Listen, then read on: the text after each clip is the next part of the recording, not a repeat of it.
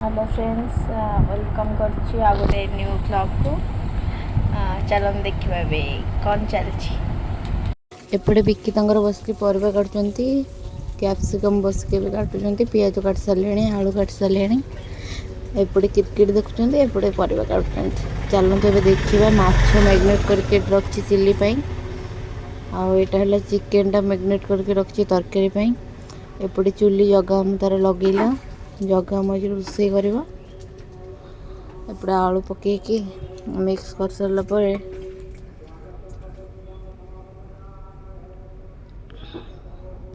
रोषे को टिके देख भलसे। तापर ये जगह हम तक पियाज पकई देते। तापर मु आसिक गोटा मसला सब पकईली। पकई सारापर टिके मिक्स करी कहीं चुली जेहेतु रोषे चुली रोषेर टेस्ट गैस रे नहीं से आम भाविलु तरकारीटा चुली रे ही करवा आ माछ चिलीटा गैस रे करवा। मो मम्मी भी पार्टी करे सब घरे आमिष हेले सब पार्टी करे एपट सेपट तेल फेल पड़े। एपटे देख मो माछ सब गोल सारे भलसे कॉर्नफ्लोर पकईकि। तापर एपटे कैप्सिकम थोड़ी पियाज आउ रसुण अदा कंचा लंका सब काटिकी धोई देछि। सबको भलसे मिक्स करदेली। देख ए गोटे माछर पीस मैं देखा केते सुंदर देखा। तापर सेपटे गली जगह मुझे डाकिले हल्दी लंका गुंड पकईवाई कहीं मो चिकेन रे आगुरी मैग्नेट करके हल्दी लंका सब पकई देती। तापर गली हल्दी गुंड पकईदेली। तापर लंका गुंड भी पकईबी। हल्दी लंका पकई सारा हल्का टिके लुण पकईली मसला अनुसार। तापर चिकेन मसला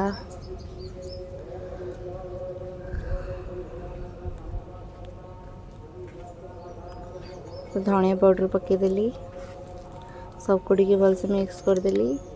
आमर आज चिकेन माछ एत सब कौन पे होची झीर बर्थडे जेहेतु झील खाली केक काट देइथिला किछि भी देई नथिला भोजी से सी आज कहला मु चिकेन टा दउची आउ तू माछ दे से बिक्की माछ आनथिले आम से माछ को चिली करदेलु आउ झील चिकेन तरकारी पे दउची आउ चिकेन। एपटे माछ को तेल छाणिया पकई देचु। माछ भी है टिके एपटे देखो सब कटा अच्छे पियाज कैप्सिकम आ लंका रसुण अदा एपटे आउ कि माछ भी अच्छे भजा हाँपाई। एपटे माछ को मुझे नौटे देली ताको सब साइज करदेली। आम झील एक्चुअली कैमेरा धरती से एपट सेपट टिके होची।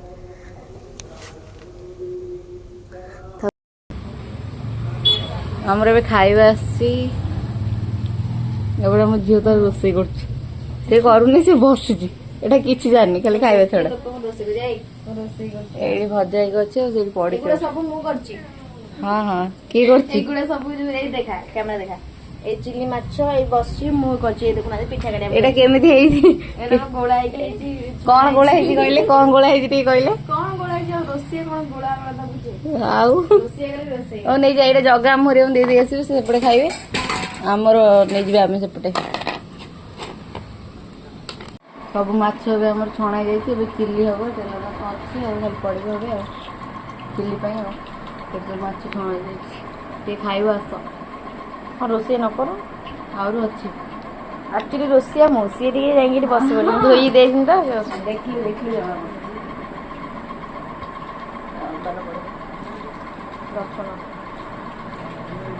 रसुण अदा टे एपटे पियाज कैप्सिकम सब पड़गला चिल्ली तो भजा होगला पड़ो चिकेन चलती रोसे चिकेन कषा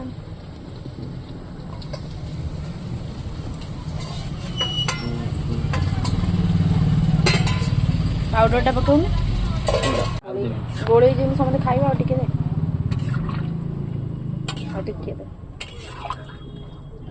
चलती चिकेन तरकारी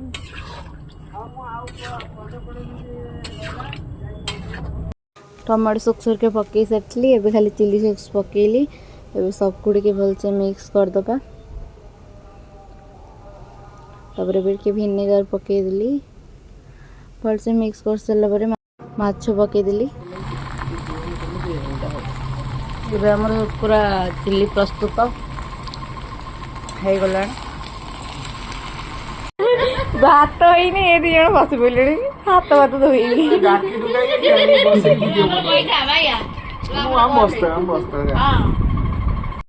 ଏବେ ତାଙ୍କୁ ଖଲି ଦିଆ ହେଇଗଲା। ସେ ଦି ଜଣ କହିଲେ ଆମେ ଗୋଟେ ଖଲିରେ ଖାଇବୁ, ଯେହେତୁ ସେ ଦି ଜଣ ବେଷ୍ଟ ଫ୍ରେଣ୍ଡ।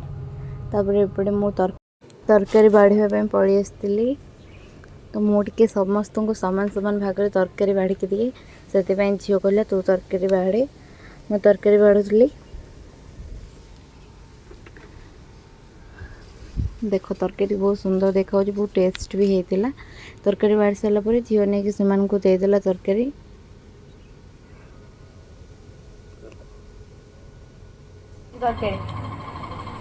ମତେ ଟେଷ୍ଟ କିଛି ଜଣା ପଡୁନି, ଯିବ ଗରମ ପାଣି ଆଜି ପିଇବି।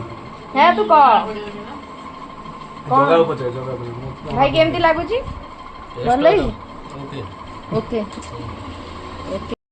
ଏପଟେ ଭାଇ, ଜଗା ମାମୁଁ, ପାକୁଆ ମାମୁଁ ସମସ୍ତେ ବସିକି ଖାଉଛନ୍ତି। ମୁଁ କହିଲି ଓକେ ଠିକ୍ ଅଛି ଖାଅ, ଆମେ ବି ଯାଉଛୁ ଖାଇବୁ। ଅଇ ଭାଇ କେମିତି ଟେଷ୍ଟି? କ'ଣ ହେଇଛି? ଚିକେନ୍, ଚିଲି ମାଛ। ମୁଁ ବି ଯାଉଛି ଖାଇବା ପାଇଁ ଭାତ। ଆଜିର ବ୍ଲଗ୍ଟି ଏଇଠି ଏଣ୍ଡ କରୁଛି। ଯଦି ଭିଡ଼ିଓଟି ଭଲ ଲାଗିଥାଏ ଲାଇକ୍, ସେୟାର, ସବସ୍କ୍ରାଇବ୍ କରିବେ। Thank you. ରହୁଛି, ଟାଟା।